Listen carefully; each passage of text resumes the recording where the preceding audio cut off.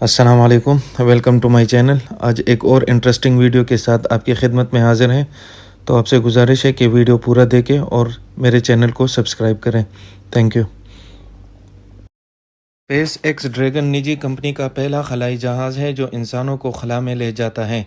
इस वीडियो में हम अंदर एक नज़र डालेंगे और देखेंगे कि ये कैसे काम करता है। फिर हम देखेंगे कि लॉन्च पैड, खला में सफ़र और ये बैनुल-अक़वामी खलाई स्टेशन तक कैसे पहुंच जाता है। इंजीनियरिंग के एक नाकाबिल यकीन हिस्से के बारे में जानने वाले हैं जिसने अहम चैलेंजों पर काबू पा लिया।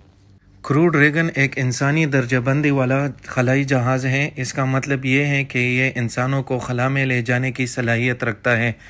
इसे अमेरिका की निजी कंपनी ने बनाया था जिसे स्पेस एक्स कहते हैं। कंपनी का हेडक्वार्टर हाउथ्रोन कैलिफोर्निया में है। अब तक खलाई तहकीक सरकारी एजेंसियों ने की है जिसके पास अरबों डॉलर खर्च करने को है। स्पेस एक्स वाकई इस रुकावट को अबूर करने वाली पहली निजी कंपनी है। वो अपने तौर पर रॉकेट और खलाई क्राफ्ट दोनों तैयार करते हैं, लेकिन यकीनन नासा अब स्पेस एक्स के सबसे बड़े सारिफिन के नीचे हैं। कुछ पस मंज़र के लिए ठीक है, ये बैनुल-अक़वामी खलाई स्टेशन या मुख्तसर के लिए ISS है। दहाई के अवाइल में इस्तेमाल में है और ISS तक सवारी हासिल करने के लिए स्टेशन पर जाने और ले जाने वाले खलाबाजों के ज़रिए इस पर मुसलसल अमला होना ज़रूरी है। खलाबाज या तो यूनाइटेड स्पेस शटल या रूसी सोयूज़ खलाई जहाज़ पर लॉन्च कर सकता है। खलाई शटल अब काम में नहीं है, ये 2011 में रिटायर हो गया था। इसके बाद ISS तक सफ़र करने का वाहिद रास्ता सोयूज़ था। इंसानों को खला में ले जाने के लिए कोई दूसरा जहाज़ दस्तयाब नहीं था। साल 2020 ने यह सब बदल दिया। अमले के ड्रैगन यानी क्रू ड्रैगन ने एक बार फिर अमरीकी सरजमीन से खलाबाजों को उड़ाया। से पहले ड्रैगन 1 आया। ये एक कार्गो खलाई जहाज़ था जो ISS तक और इससे सामान लाता था। इसकी 20 से ज़्यादा परवाज़ें स्टेशन सामान लाने वाली थी। खलाई जहाज़ का ये वर्जन इंसानों को नहीं ले जा सकता था। फिर ड्रैगन 2 आया। इसकी 2 वर्जन हैं, कार्गो ड्रैगन और क्रू ड्रैगन। ड्रैगन लोगों को और सामान को खला में ले जा सकता है। कार्गो ड्रैगन बहुत मुमासिल नज़र आता है, लेकिन ये सिर्फ कार्गो को रोक सकता है, इसलिए उसे लाइफ सपोर्ट, अबॉर्ट इंजन या गाड़ियों के अंदर कंट्रोल की ज़रूरत नहीं है। इस वीडियो में हम क्रू ड्रैगन पर तवज्जो मरकूज करेंगे। क्रू ड्रैगन को 2 हिस्सों में तकसीम किया गया है। ये कैप्सूल है, इसका ट्रंक। कैप्सूल को प्रेशराइज्ड सेक्शन भी कहा जाता है।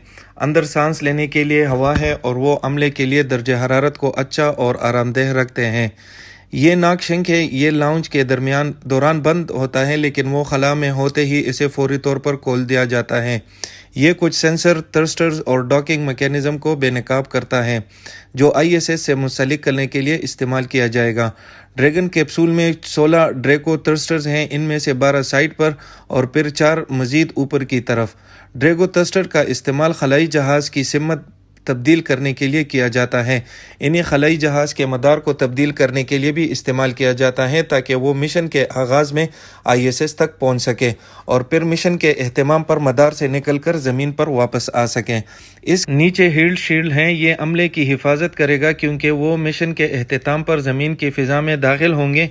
एक मौके पर स्पेस एक्स ने लैंडिंग टांगे रखने और उन्हें हीट शील्ड के जरिए बढ़ाने का मंसूबा बनाया था। ये इसलिए ताकि कैप्सूल ज़मीन पर छू सके। देखने के लिए वाकई साफ होता था। हम लागत की पेचीदगी और टाइम शेड्यूल की वजह से स्पेस एक्स ने इस ख्याल से मुंह मोड़ लिया और पानी में स्प्लैश डाउन करने का फैसला किया, जैसा कि नासा के दूसरे खलाई जहाज़ माजी में कर चुके हैं। खलाई जहाज़ के निचले हिस्से को ट्रंक कहा जाता है। यहाँ सामान की गुंजाइश है और ये खलाई जहाज़ को मदद फराहम करते हैं लॉन्च के दौरान। तने की सफ़ेद निस्फ हिस्से में रेडिएटर पैनल होते हैं जो खलाई जहाज़ से गर्मी को दूर करने में मदद करते हैं। नीले रंग में ढकी दूसरी तरफ सोलर पैनल हैं। ये ड्रैगन कैप्सूल के लिए ताकत पैदा करता है।